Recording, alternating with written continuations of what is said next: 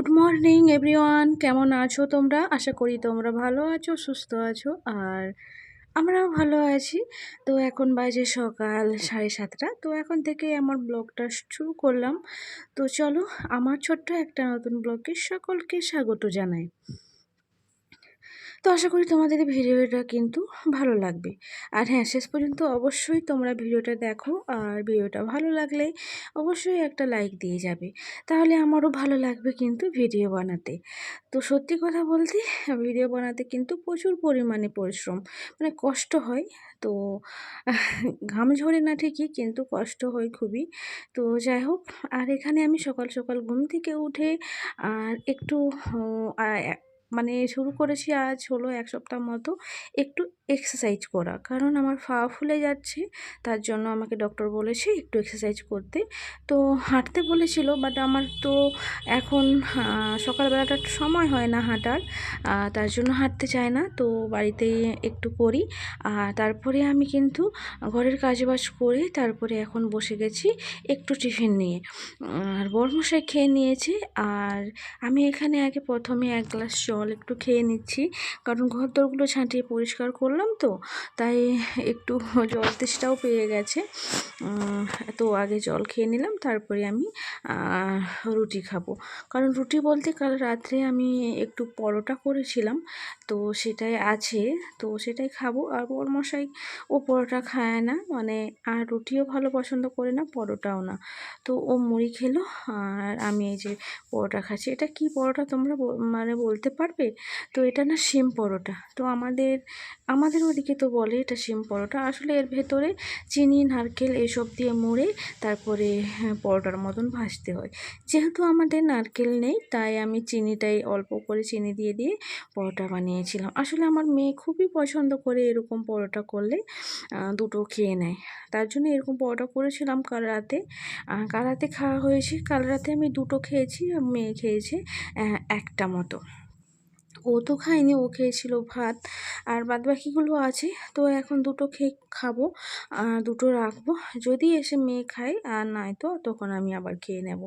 তো ফেলবো না, কেন ফেলবো বলো? তেল খরচা হয়েছে, আটা, সব কিছুই খরচা হয়েছে, তো ফেলবো না। তো যদি খাই তো খাবে, নয়তো আমি পরে আবার খেয়ে নেব। তো চলো তাহলে আমি টিফিনটা করে নিই।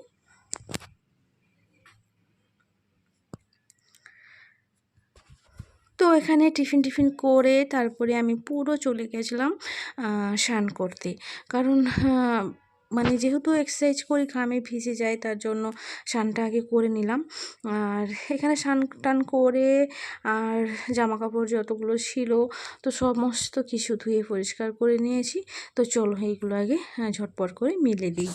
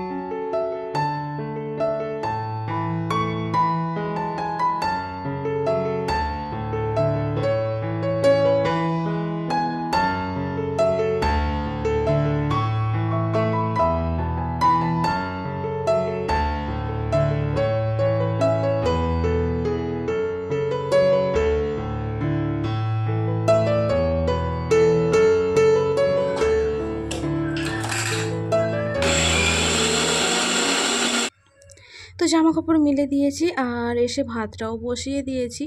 আর মেয়ে চলে এসছে, ওকে নিয়ে চলে এসছে। আর এখানে আমি ডাল ভিজিয়েছিলাম। তো সকালবেলা আমি ওই মসুর ডাল ভিজিয়ে রেখেছিলাম। আর আজকে না সবজিও খেতে ইচ্ছে করছে না, কিছুই না। তো তাই ভাবলাম না, ডাল একটু ভিজিয়ে রাখি, আর ডালের বড়া করে টক করে নেব। আর আমার মিক্সিটা না খারাপ হয়ে গেছে জানো, এই বেলনিটা দিয়ে সুইচ টিপতে হচ্ছে। কারণ ওই মিক্সটার মধ্যে যে বোতামটা থাকে, যেটা আর অন করার জন্য সেটা আমার অনই হয়ে আছে, অফও হচ্ছে না। তো তার জন্য ওই কারেন্ট বোর্ডটাই, যেটা এই কর্ডটা গুঁজেছি সেটার মধ্যে বেলনি দিয়ে আমাকে অন করতে হচ্ছে আর অফ করতে হচ্ছে। তো যাই হোক, এখানে পেঁয়াজ দুটো, তারপরে শুকনো লঙ্কা একটা দিয়ে ভালোভাবে বেটে নিয়েছি। তো সবগুলো বাটা আমার কমপ্লিট হয়ে গেছে। তো চলো এগুলো এবার মানে ভাজা করে নিই। আর ভাতটা আমি বসিয়ে দিয়েছি, কারণ মেয়ে আবার পড়তে যাবে আর চলেও এসছে, আর মেয়ের খাওয়া হয়ে গেছে। তো ওই মেয়েকে আনতে যাচ্ছিলো, দেখলো ইডলিওয়ালা এসছে, তার জন্য আবার ওরা ইডলি নিল। তো তার জন্য আবার ইডলি নেওয়া হলো, আর মেয়ে এখানে ইডলি খেলো, ও আবার খেলো ইডলি, তো আমি দুটো খেলাম। তো রুটিটা তো ওই রকমই আছে, তো থাক, আমি পরে ওটা খেয়ে নেব। আর এদিকে সমস্ত কিছু জায়গা মতো রেখে দিলাম, আর ওই মিক্সিটাকেও এখানে এনে চাপা দিয়ে রাখলাম, ওটাকেও একদিন সারিয়ে নিয়ে আসতে হবে। আসলে এখানে আগে জায়গাটা দেখে আসতে হবে, মানে কোথায় মিক্সিটা সারানো হয়, নয়তো মানে খুঁজে পাবো না আর কি, যেহেতু নতুন জায়গা। তো তো যাই হোক, এখানে গ্যাস জ্বালিয়ে নিয়েছি। চলো এবার বড়াগুলো একটা একটা করে ভেজে নিই। আর সন্ধেবেলার ভাত আছে অনেকগুলোই, তার জন্য এই ছোট্ট হাঁড়িয়ে আমি ভাত বসিয়েছি। এটা হলেই আমাদের 3 জনের আজকে মানে দুপুরবেলাটা হয়ে যাবে।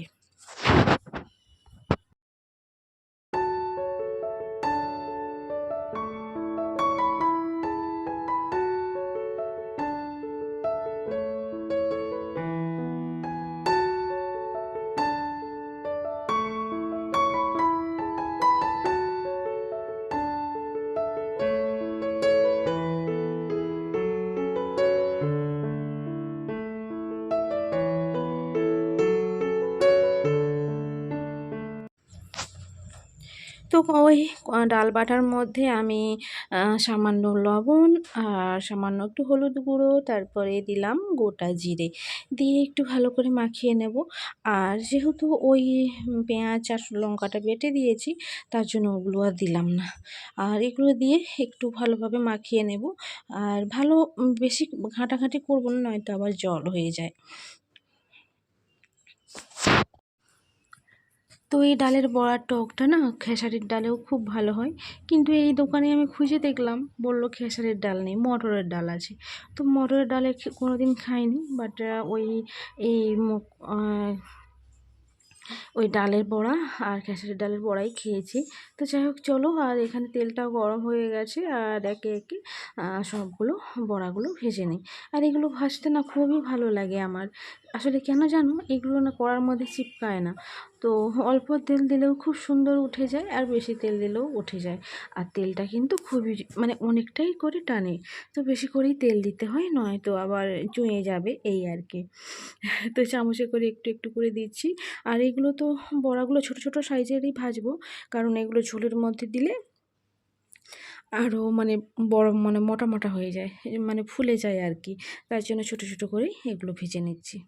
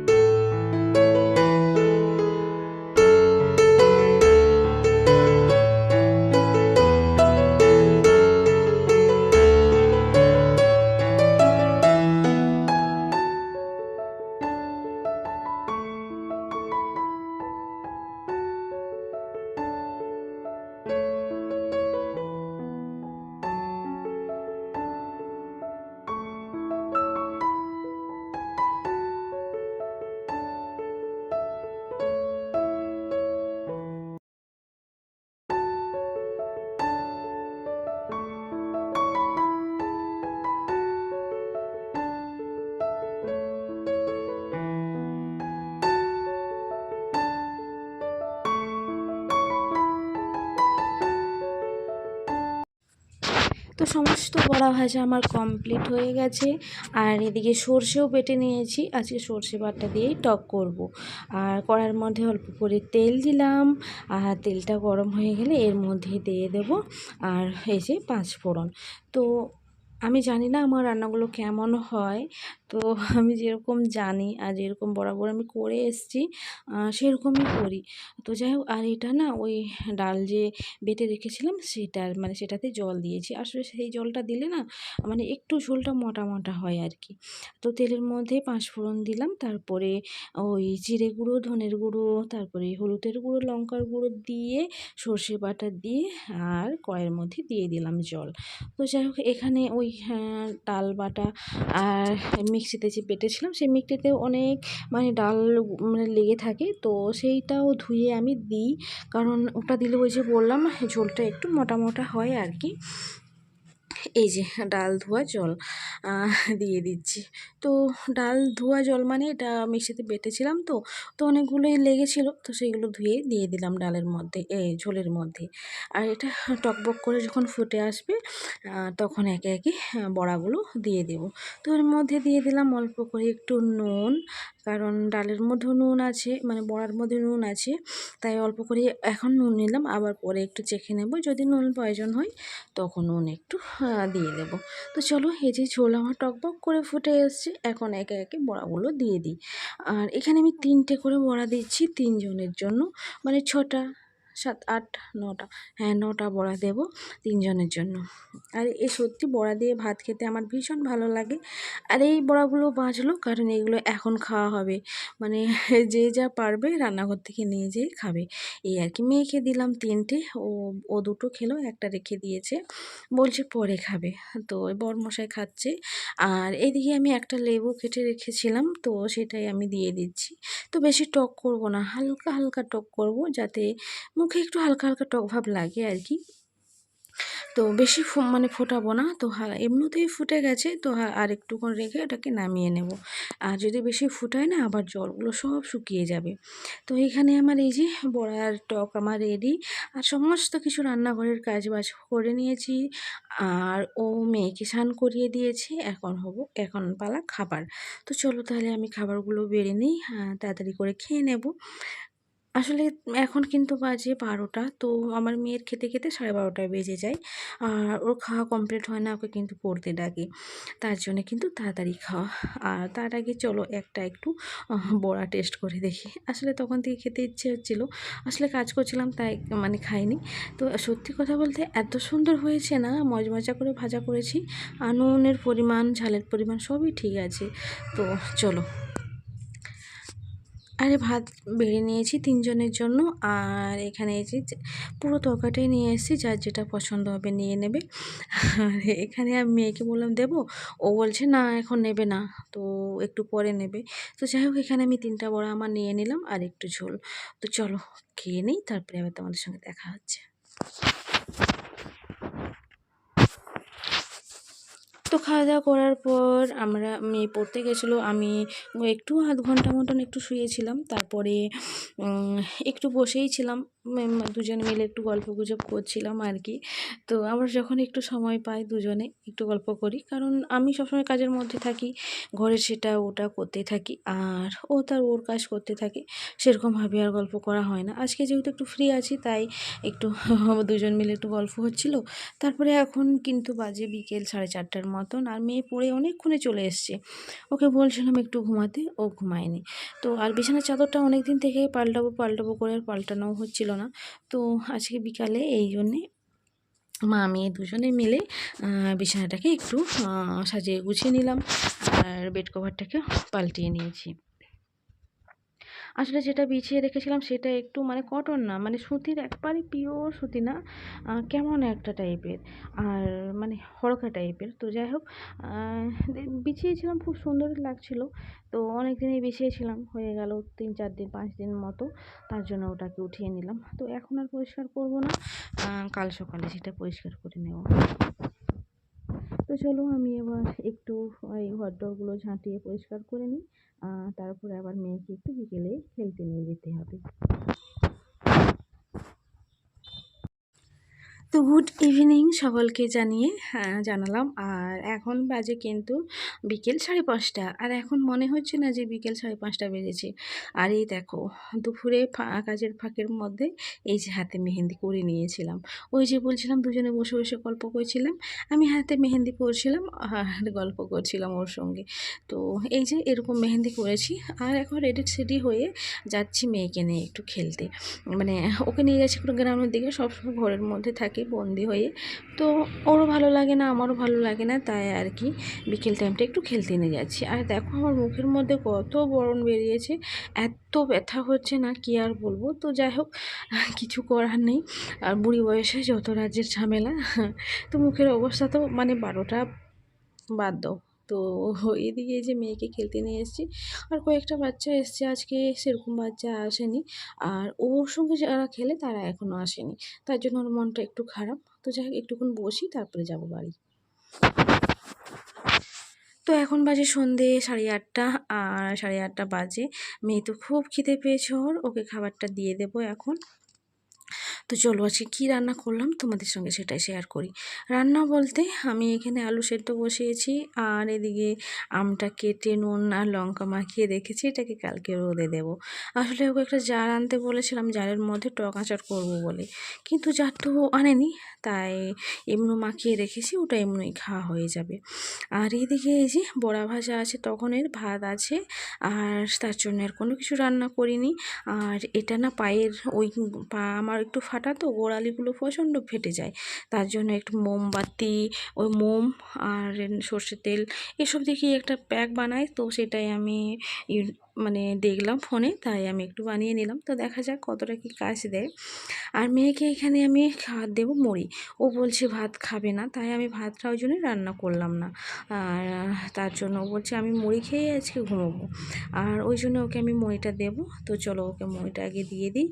আর ওর অবস্থা দেখবি, ওই দেখো কেমন খালি গায়ে ঘুরছে, এত ওর গরম লাগে।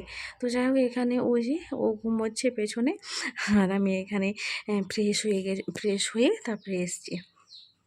তো বড়মশাইয়ের ভাত রাত সব বেড়ে রেডি করে রেখেছি, কারণ দুজন ওই ভাই এসছে, তারা একটু গল্প করছে, তার জন্য ভাত তরকারি সব বেড়ে রেখেছি। আর আমি এখানে একটু রূপচর্চা করে নিচ্ছি। তো অনেক ব্রণ বেরিয়েছে, ওর মধ্যে একটু মলম লাগিয়ে নিচ্ছি। আর চোখের নিচে তো আমার কালিয়ে ভর্তি, তো সেটার জন্য একটু মলম মাখছি, কারণ আমি ডক্টর দেখিয়েছিলাম সেই মলমগুলাই।